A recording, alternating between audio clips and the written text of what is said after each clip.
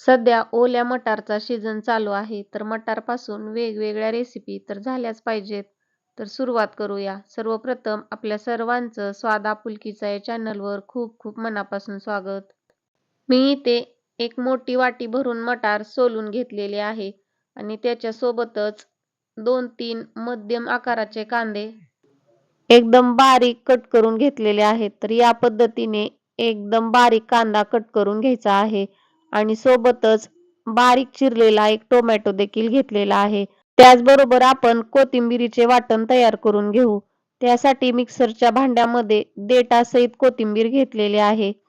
कोथिंबीर घेतल्यानंतर त्यामध्ये 2 इंच अद्रकचे तुकडे आणि 8 ते 10 लसण पाकळ्या टाकलेल्या आहेत.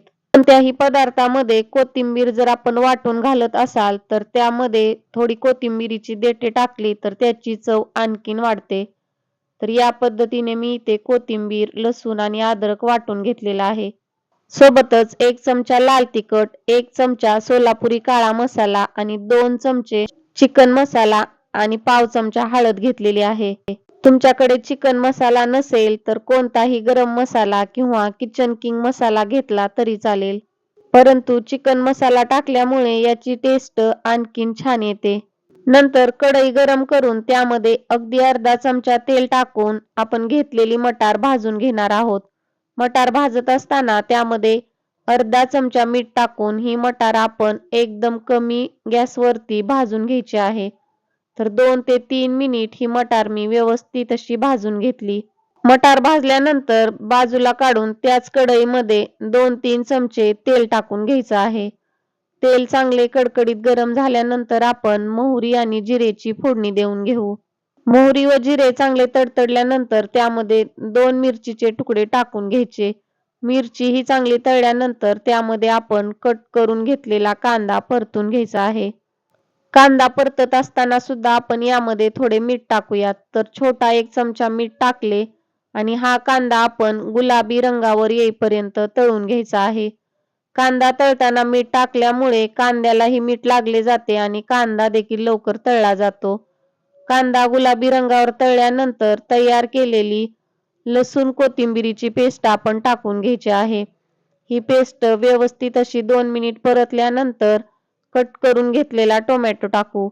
टोमॅटो टाकून झाल्यानंतर 2-3 मिनिटासाठी हे मिश्रण आपण परतून घेऊयात. कांदा, टोमॅटो, कोथिंबीरीची पेस्ट व्यवस्थित परतल्यानंतर त्यामधील तेल बाहेर सुटायला सुरुवात होते आणि नंतर आपण यामध्ये कोरडे मसाले टाकू.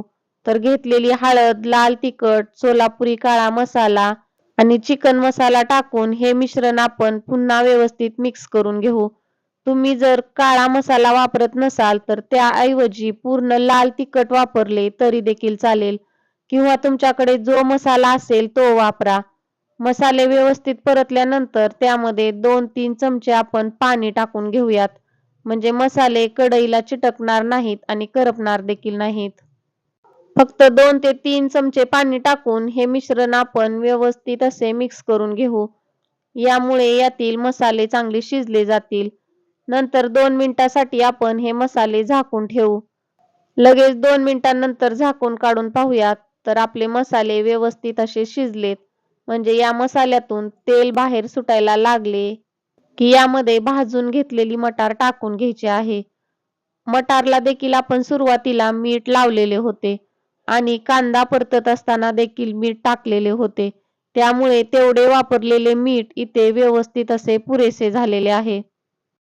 मसाल्यामध्ये मटार मिक्स केल्यानंतर फक्त 2 मिनिटाची आपण वाफ देऊन घेऊ. वरून चिरलेली कोथिंबीर टाकून घेतली आणि पुन्हा एकदा हे मिश्रण व्यवस्थित मिक्स केले. तर आपली इथे मसाला मटार तयार झालेली आहे. ओल्या मटारपासून आपल्याला भरपूर असे प्रोटीन्स मिळतात आणि ही मसाला मटार देखील चवीला फार छान लागते.